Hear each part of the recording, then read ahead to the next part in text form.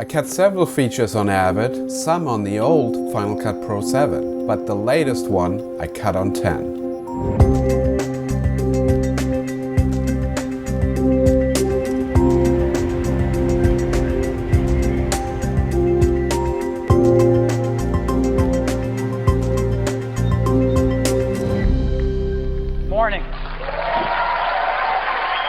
In 1999, Final Cut Pro was first launched. A fully featured professional set of tools at a very affordable price. And it democratized filmmaking. Hi. Hey, are you here for that class? Have no effect on anyone. Editing systems that used to cost between $50,000 and $100,000 were now available for less than $1,000. Brand new version of Final Cut Pro. This is a rebuilt application. In 2011, Apple aimed yet again to revolutionize the film industry. But the launch was a disaster. Our editors here at Conan are some of the best in the business. They actually like the new software. We used it to edit the video you're watching right now. Hey, this is Dan Doan, one of the editors from Foxtrot. Final Cut Pro 10 became the biggest joke in town. Very easy to animate titles, like this. I didn't really consider Final Cut Pro 10 to be a viable option for a very long time. But recently, a friend of mine said I should give it a second chance. Maybe you can give me a job? A job? That's a different story. I usually don't like to talk about software. My focus is on storytelling. But Final Cut 10 is going in a different direction. It has been since the beginning. But the number one thing for me is the magnetic timeline. It's scary when you look at it and you don't understand it. It's the hardest thing to learn on Final Cut 10, and it's the biggest thing. If you've seen the movie Minority Report, you might remember that scene where Tom Cruise is moving all these images around. Think of Tom Cruise as the magnetic timeline. Look at how the files are moving around. You don't have to decide on what track the audio will live or the video. It'll find its spot. All you have to do is focus on the story. In your neighborhood here, the number one source of income is welfare. The second number one source of income is drugs. Nobody's got a job, honey. This kind of trackless editing is unique to Final Cut 10. And at first, it's confusing. Especially the audio tracks are all over the place. And initially, that made it very hard to output for a sound mixer. The new upgrade 10.3 took care of that problem by introducing audio lanes. Now I can actually assign roles to the audio component of each file. So it can be either dialogue, music, sound effects, or whatever else you want to name it. You can create and split up as many roles as you like.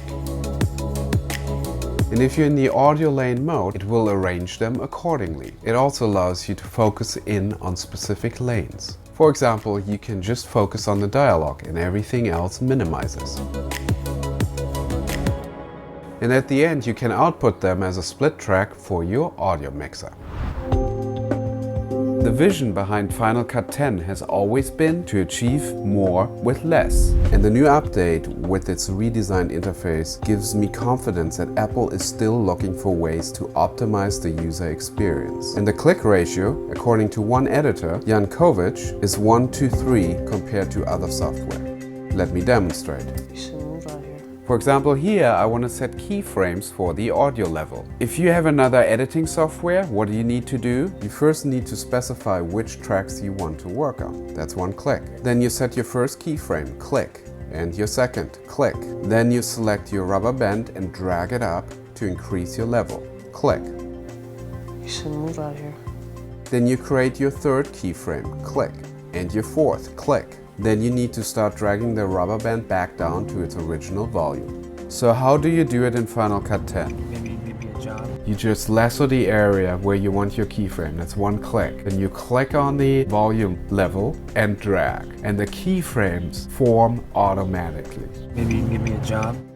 There are dozens of examples like this where Final Cut Pro X has optimized the user experience. Another feature I like is the event-based and keyword-based selecting process. And these are moments that I picked and selected. I did a whole video on the actual event-based editing process in Final Cut 10, and I'll have a link in the video description. Final Cut 10 is going away from creating select reels of any kind and is encouraging you to favorite parts of a shot you like, and in addition, assign keywords. And I created the keyword gold. This is my shortcut, gold. And then over here, where I have all my different keywords, I can just click on that and I get... But I don't think that the event-based selecting is as good as it can be, just yet. I think there needs to be better graphical representation where it's easier for me to spot my favorite moments. Having said that, the scrubbing of shots is brilliant. As you're hovering over shots, the fact that you're skimming shots and visually being enticed, it's a great way to emotionally interact with the footage.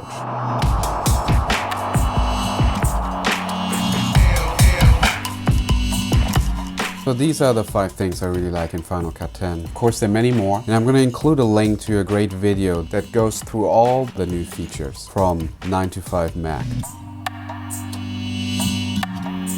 I gotta say, I really enjoy cutting on Final Cut 10. It's intuitive, it's fast, but most importantly, I worry less about managing things and I spend more time shaping and feeling the story.